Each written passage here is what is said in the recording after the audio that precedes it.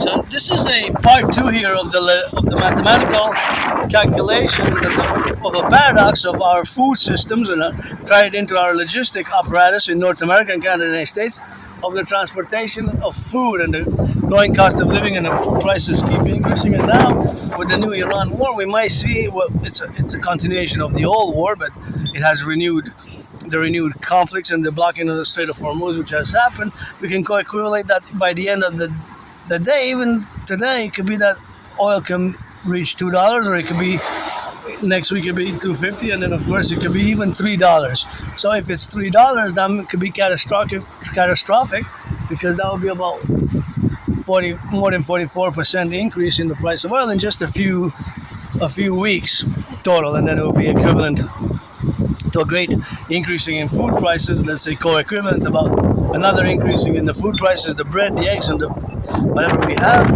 that it could be increasing in such a proportion while the salary stagnates.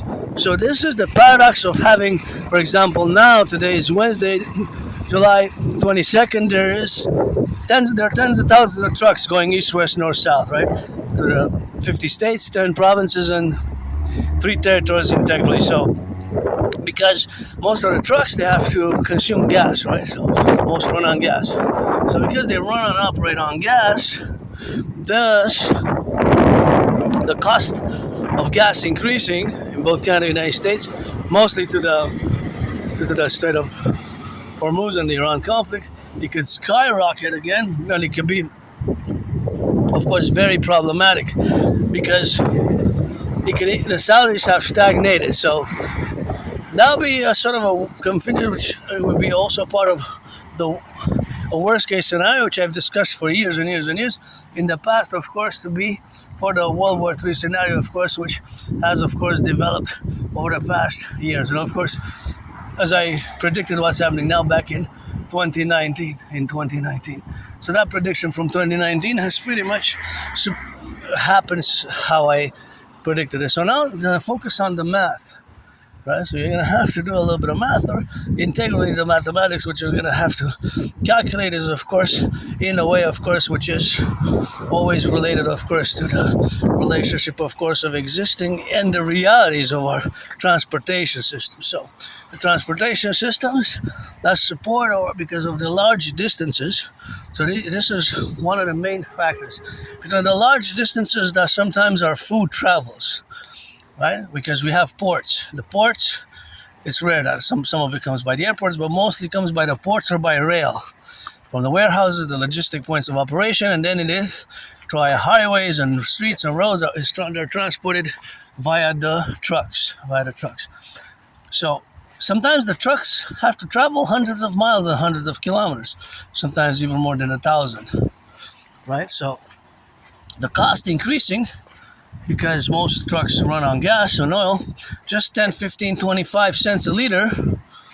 If, for example, that's 25 cents a liter, but for 10 liters, that's $2.50 already, right? $2.50 for 10 liters. If it's 100 liters, it's already, right, $25. Just the increase.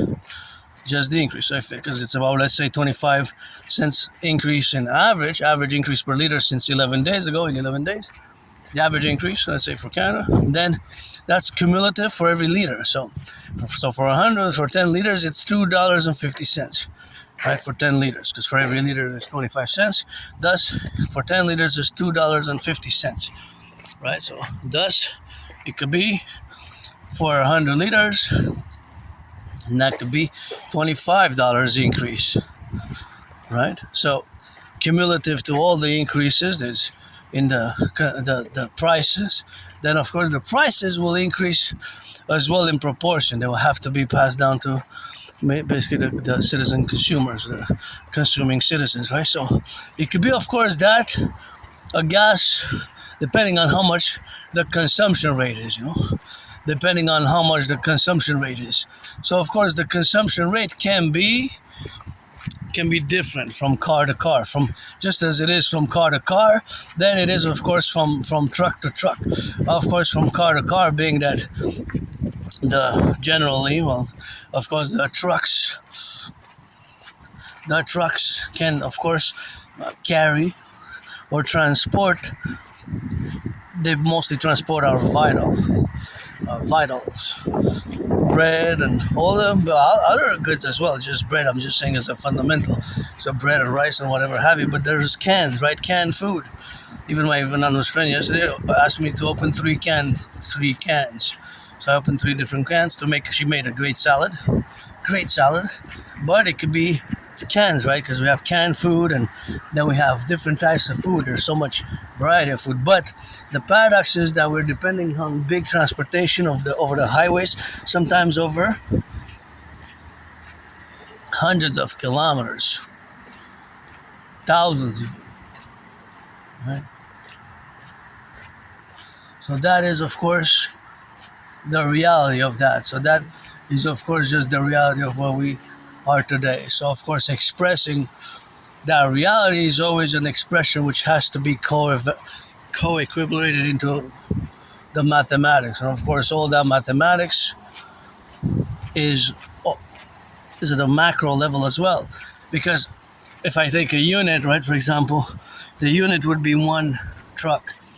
Of course, they all travel different distances, but there's an average as well, right? So there will be an average, but the average will be also in the big distances, because between, for example, just Montreal and Ottawa is 200 meters, and because it's inland, right? Because there are big distances that are inland. So this is another factor to remember and to consider. The inland distance is very, very big. Right? It's very, very big. So because they have to travel inland a lot, then of course the inland that they have to travel would be, of course, precedent. So of course all that precedence, it would be, of course, explicit. So of course all that, of course, what we have now, of course, to be is the relationship that with the ports. So the trucks, the warehouses, mostly our food that's imported comes by the ports.